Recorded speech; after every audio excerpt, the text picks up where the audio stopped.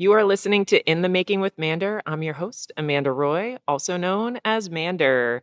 And I'm here today to talk about art with my friend Charmagne. Charmagne Tripp is here. What's up, Charmagne? She is here. Yeah, glad to have you on the couch. Thanks for having me. I love this couch. First of all, it's lovely color. Yeah. Perfect for a Halloween baby. Oh, right. You are a Halloween baby. I am. Scorpio That's right. in the building. Not a Libra, though, you know. My mom's a Libra, so I have an affinity for Libras. Yeah. So it works. We're pretty cool. It works. Yeah. Got to have a Scorpio in your life, too, though. Yeah. That's what I'd be saying. Yeah. If you don't have a Scorpio in your life, what are you even... What are you doing? What are you doing? I love it. No spice. Right. All right, well, tell us about the Spice of Charmagne Tripp. The spice. Ooh, is that the new project? Yeah. The Spice of Charmagne Tripp. I love it. Yeah, the Spice of Charmagne Tripp.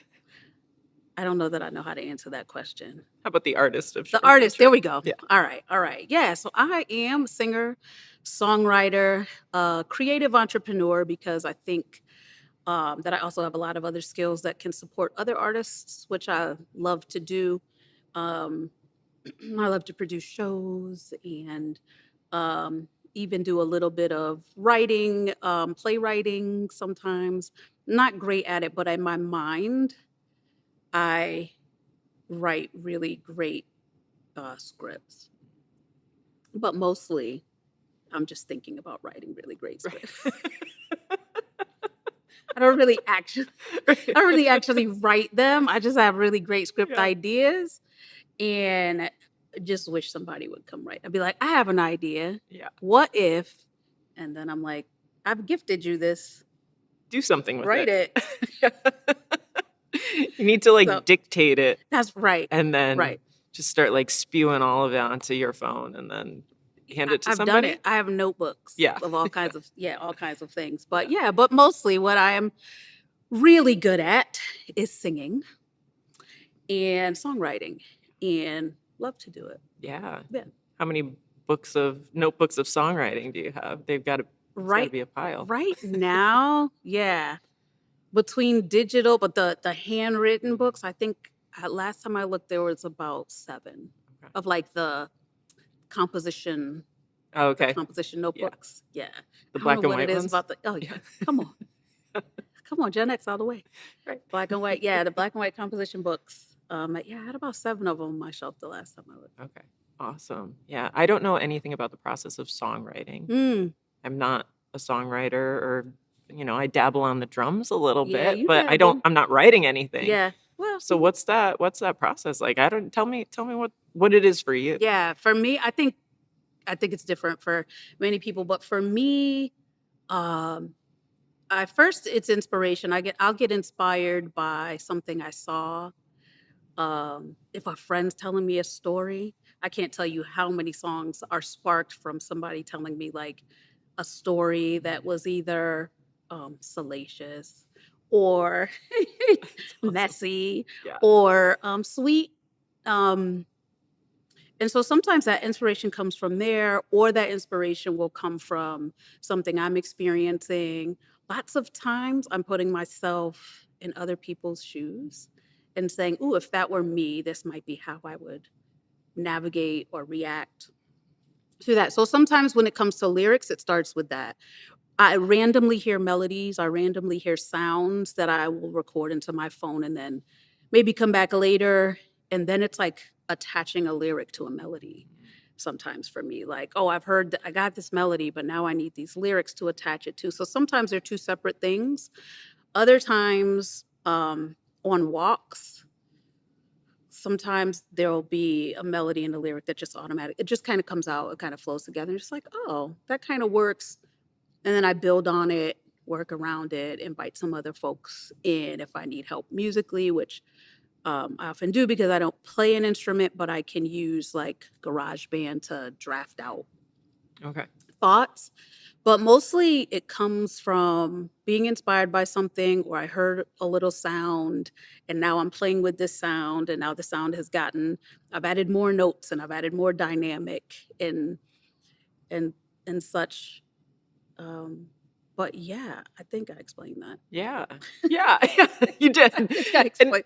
I find it interesting because, like, when you hear a vocalist singing a song, a lot of times for me, I'm like, that's the song of their life, right? Mm. But it sounds like it's not always that way. No, I mean, Whitney Houston didn't write very much of Right. what she sang, Yeah. right? But she sang it like it was hers. So I think Yeah. You sometimes believe it. you do, and I think that's part of a vocalist's job, is to convey connection or to convey some sort of emotion or storytelling around the song in a way that only they can, right? Like sometimes you hear vocalists who are really good at parroting other vocalists, right? Oh my gosh, that person sounds just like this person or just like that person, but they're not necessarily conveying anything, right? Like the technical piece is gorgeous and beautiful and wonderful. And I think that's sometimes why we connect with people who may not have the strongest vocal performance, but there's something about the way they're delivering that is connecting to you. Yeah. And so, but yeah, there are there there are probably more songs that people are singing that they actually didn't write. Yeah. That's how, Than like, Diane Warren, right? Like, I right, mean, people right. like that Oh my gosh, wrote right, so many songs for so many people. right. And then, yeah, they're Yeah, there's so many great vocalists don't write right. their own, because that is not naturally how it works. Like Yeah. I think, you can be a songwriter, not a singer, and a singer, not a songwriter, and sometimes you can be both. Right. Yeah. You Yeah. take on the extra load. Take on the extra load. I mean, and Yeah. and it started young. When I was young, before I even thought about singing, I thought about songwriting. Okay. And I remember very young wanting to be, but I didn't play an instrument. I wasn't in any choir. I didn't actually start singing or doing anything music related until I was maybe 19 or 20. Wow. Get out. Yeah, I never did Wow. anything. Yeah. That's incredible. So then you had, like, A lot of then catching up yeah. to do. A Yeah. lot of catching up to do, Wow. which I didn't know that. yeah, it Okay. wasn't. Yeah, I was very much into sports. I was very much, I Okay. just wanted to play ball. I just wanted to, run around and jump on things and that sort of thing. And we didn't really, um, and I liked it, but it wasn't anything that I was like, oh, I want to sign up for music classes or this or Mhm. that. I think actually in high school, in high school, I was singing with a little bit with a friend. Um, and then some other kids started to notice. They're like, "Oh, you kind of have a voice. You should." And so my whole time through school didn't sing in any choir or anything, and then ended up on my singing at my graduation. So like just Yeah. one moment in time, Whitney Houston, because that's when I graduated, 1990. Let's go. It's a beautiful It song. was, yeah, it was great. And not everybody could sing a Whitney Houston song. Well, I didn't sing the whole Whitney Houston Okay. song. It was an ensemble. Okay. Let me be very clear Okay. about that. I didn't just fresh out, be like, I'm gonna just go ahead. I don't sing. Let me just sing Whitney. Yeah. See how that goes in front Yeah. of my whole class. No, it was a, Yeah, it was a group. it was a Yeah, very group. Yeah. curated ensemble. Got it. But you do sing Whitney at karaoke. I do sing I've seen Whitney at karaoke. I do. I do. I did a tribute concert. Whitney's in Right. tribute concert. So That's right. yeah. Yeah. And Charmaine has tried to get me to go to karaoke, and You I've gotta do refused it. every time. You gotta do it. We're talking. We got I- your inner child would love karaoke. Maybe. I don't know about that, though. All right. So tell me, Charmaine, what is happening for you in this moment right now? Like, what is the creative energy and the moment bringing for your work right now? Right now, I am building. One of my goals is to play some of the great rooms. So, and when I say great, right, relative, I want to be in all the Blue Notes. I want to be in all the city wineries. I want to write like those kinds of listening rooms. And so, what's happening for me right now is building to that place. I get a lot of love here at home. the venues here are really great to me. The people are really great to me, but I need to expand and I need to go out. And while I have done some very large things, they need to translate to more. So I'm putting together East Coast tours where I'm trying to get into some of those different places and different rooms. I am showing up it really, really more authentically than I ever have. In my early years, you spend a lot of time getting molded and doing what you're supposed to do and dress like this and walk like that and sing like this and do this and do that. And God, what a distraction. What a real distraction from the work and from who you are and even how you tap into who you are.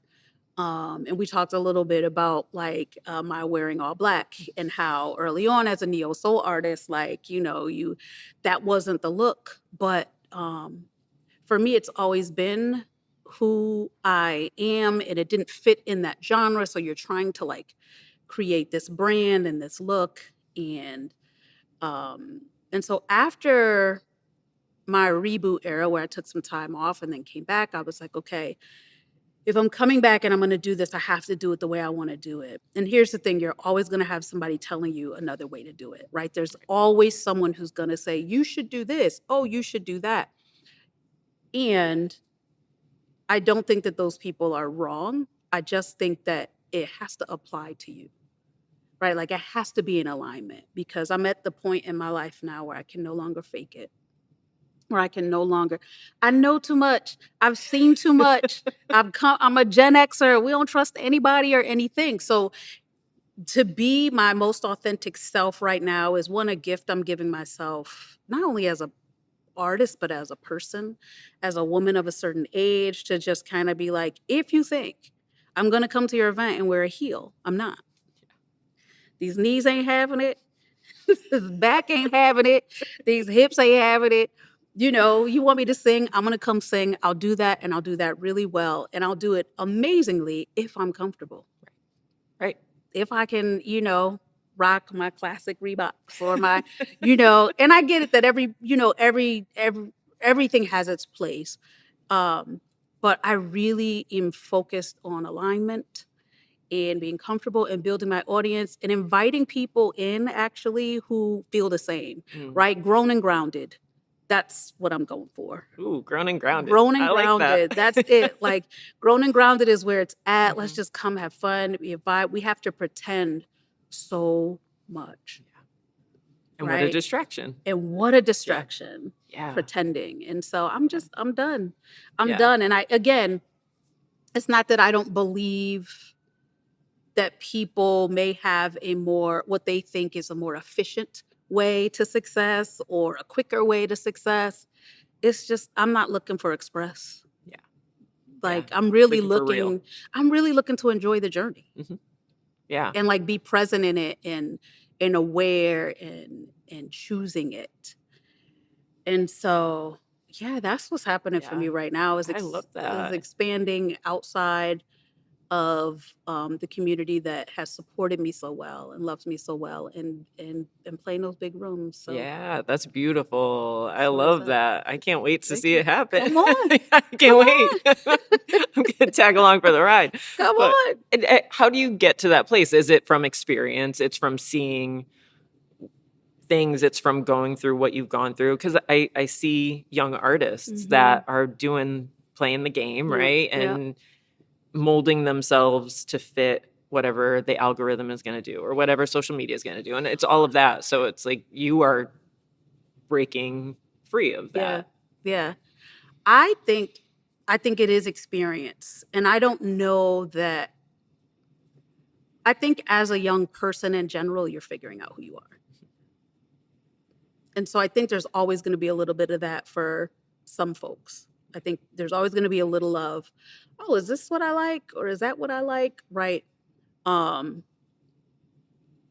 I also think that sometimes you're just good at a thing, so it doesn't feel like conforming, right? Or it doesn't feel like pretending because I'm just good at this, so I know how to do this. But I think for me, I think I always kind of knew, but I felt like, okay, this is what you have to do. But then after doing all those things and still not actually getting the thing I wanted, I was like, well, I mean, the hell with that. Right. Like, the hell with that. You know, at some point, you're just like, well, I guess I'll just do it on my own terms. Yeah. Since all of these things, and you know, we know too that success comes with a lot more than just doing the thing, than just doing the right things, right? There's luck, there's relationships, just all of these other things that go into creating something successful. And I think I was and am successful. And I just think I now have moved the needle and I have new goals and new things that I want to do. And I think constantly, I think when we were young, we aren't really taught to reflect in a healthy way, right? Like, I think we're taught to reflect in a way of like what we're doing to other people as opposed to what we're doing to ourselves. And I don't think you learn that until you get a little bit older and start feeling uncomfortable in spaces and start understanding yourself more and understanding why you're uncomfortable in that space. And that it's not that there's necessarily something wrong with you, there's something wrong with the space. Or the space isn't for It's you, not for you, right? yeah. It doesn't even have to be wrong or right. Right. Because I think there's like a whole spectrum of things before we get to wrong and right. Yeah. And so I think self-reflection, kind of finding out who you are at your core, because who I was at my core at 20 and who I am now is the same. Lots of other things have changed, right? With more information, maybe a value has changed. With more experience, maybe an outlook has changed. But there are some core things about you that don't change. And so I think understanding that and what is non-negotiable, I think is a reflective practice. I mean, it took me until my 40s to really be like, okay, I'm comfortable in who I am and I recognize who I am Right. and where I think I might be going. Yeah. I don't have it all figured out yet At all. either. Still but don't. like Still don't. yeah. But you become more comfortable with that not knowing. Yeah. It's actually very freeing. It is. I don't know. I love it. My favorite line. I love it. Charmaine, what are you doing? I don't know. We'll see. Yeah. Maybe. I just let it flow. That's what I say to people. They're like, "Oh, well, like, how are you?" I'm just going with flow. Yeah, I don't know. I used to do a lot of leadership work outside of music, and one of the biggest things that I had to retrain leaders about is having all the answers.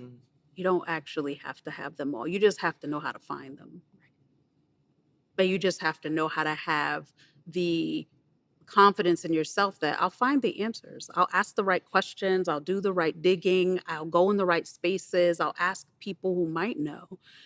And I think that, has been pretty much my approach to life, especially not coming on the scene until a little bit later and stepping into these rooms with kids that were like already reading music, writing, doing some amazing things. And I'm just like, hi, I'd like to be in your band.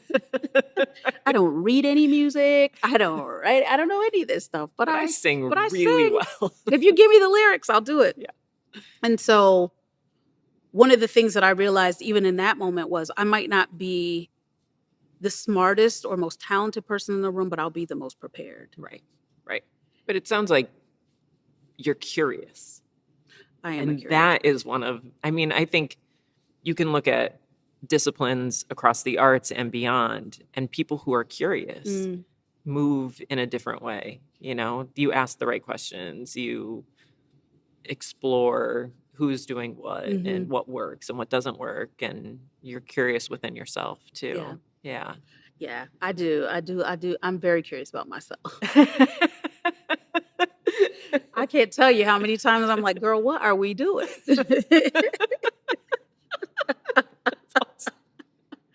Yeah. Daily. Yeah. Daily. Yeah. What are we doing? I'm always curious. Yeah. Is there anything you want to leave our audience with, Charmaine? Like, you mentor so many artists and leaders, like you were saying, whether it's in art or not in art, whether it's in music and not in music. I think you've expressed the value of being authentic and moving in your own way, but like that's a hard place to get to. It is a hard place to get to, but once you get to it, there's no turning back.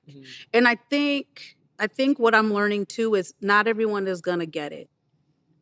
And that's actually okay. Like, I don't have to explain to someone over and over again, oh no, but you see, I'm being authentic. Oh no, but you see, this is an alignment. Oh no, I'm doing this because this and that. I'm also past that point where it has to make sense to other people. It used to have to make sense to other people for me. It doesn't anymore. Like, if I'm just like, oh, hey, actually, yeah, this is gonna work that way and not gonna work this way. One of my least favorite things to hear is, well, this is standard. Well, this is how it goes. Yeah, nah. How it goes for you. Yeah. That's how you've decided or what you've decided to accept. And hey, that's cool. That's where you are on your journey right now, as you are accepting the things that people tell you are in bounds and out of bounds. That's a cage. We'll see. Yeah. Right. Yeah. Me, I'm like, we'll see. We'll see. Yeah.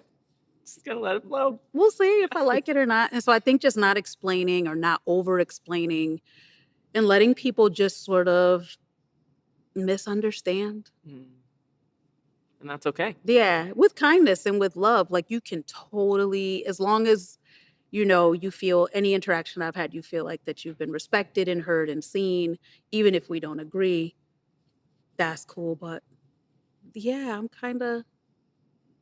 I'm just looking for alignment and authenticity and being able to, even if I walk away from a thing and was like, ooh, that might not have been the move, knowing that, like, I'm okay with that because it's a choice I made.